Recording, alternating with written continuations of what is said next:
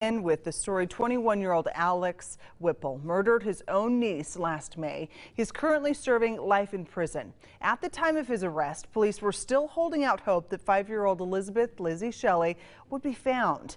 Tonight, part 2 of the investigation to catch a killer. For every crime, there's a story, and the truth matters. Here's ABC4's Marcos Ortiz with tonight's Justice Files. Alex Whipple had two choices: give up where Lizzie Shelley was, or be tried for her murder. And if he was found guilty, he could be executed.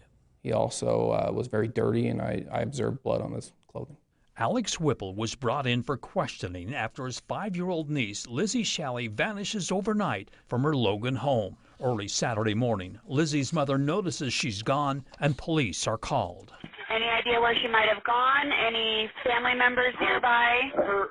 Her uncle, her mom's brother slept over. He's gone too, but his skateboard sits there. But we woke up and the front door's wide open and we can't find. Right away, Logan police sent out an alert in hopes of finding Lizzie and her uncle. A few hours later, a Cache County Sheriff deputy sees Whipple walking alone on a road near Hiram. For nearly 20 minutes, Whipple refuses to identify himself. He's arrested, and deputies bring him to the Logan Police Department. Detective Matt Woods is in the room with Whipple. So your sister Jess, when was the last time you saw her? Yesterday. Yesterday? Yeah. Where at? Around town. Did you hang out with them at all yesterday? Yeah. A little bit. Did they have their kids with them? No. No. But earlier, Whipple's sister tells police he spent the night at their home. Woods knows he's lying. He finally tells Whipple Lizzie is missing and needs to be found. I'm trying my best to find her. What? My niece is missing? She is.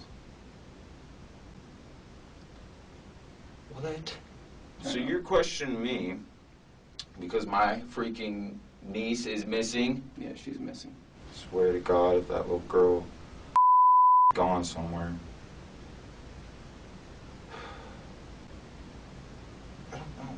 Whipple claims it's been 2 weeks since he's seen Lizzie. Again, Woods knows better. He made several lie statements throughout the interview that I knew we could prove false. As the interview continues, Woods sees that Whipple is evasive and continues to be coy. I hope nothing happened to my sister's baby. Well, I think your sister's baby's hurt. Don't say that. You're gonna find her. Tell her where she's at then. What? It's the first time Woods implies he's a suspect. This after piecing together Whipple's behavior in the room. What if something bad's happened to her? I don't know. I can't do anything right now about it. I didn't even know that was happening, and now I'm sitting in handcuffs and I can't go look for my little niece. Like, this isn't making me feel happy. I'm sure it's not. While Whipple's with police, a search warrant is drafted. They want his DNA, analyzed blood on his pants, and a cut on his finger. Whipple's had enough from police. Look, I don't know how much more questioning that you want to question me, but I basically told you where it was and where the it went. The search warrant arrives and police photograph Whipple and take swabs for DNA. He's back for more questioning. Whipple admits he blacks out when drinking too much alcohol, but won't confess. That's the way the cookie crumbled. And asks for a lawyer. The Attorney General's office conducts a rapid DNA test on Whipple. Within a day, the evidence connects Whipple to Lizzie. That was her blood on the pipes, that was her blood on the knife, her blood on his person, his palm print in her blood. That's when we filed the charges with the Cache County Attorney's Office of aggravated murder and child kidnapping. Meanwhile, law enforcement from surrounding communities and counties continue searching for Lizzie. We wanted to find Lizzie. I mean, that was the only goal. But with each new piece of evidence found, reality sets in. And you can imagine once we start seeing blood on the ground and a knife with blood on it, the thinking is that we may be looking for a body. Prosecutors, with the support of Lizzie's family, strike a deal with Whipple and his lawyer.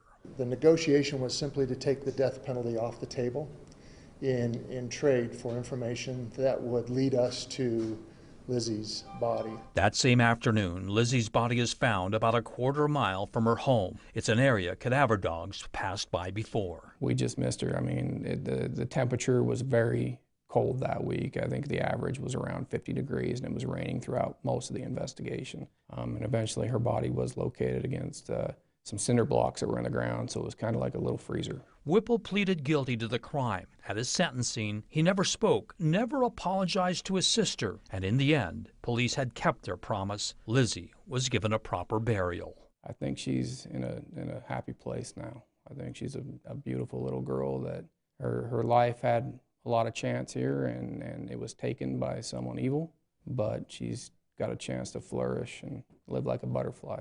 Alex Whipple didn't appeal his sentence. He's now serving a life sentence with no hope of ever getting out. Now, the interview tapes appear to show how professional law enforcement was during the investigation, and they seem to be very patient with Whipple while interrogating him. For the Justice Files, Marcus Ortiz, ABC4 News.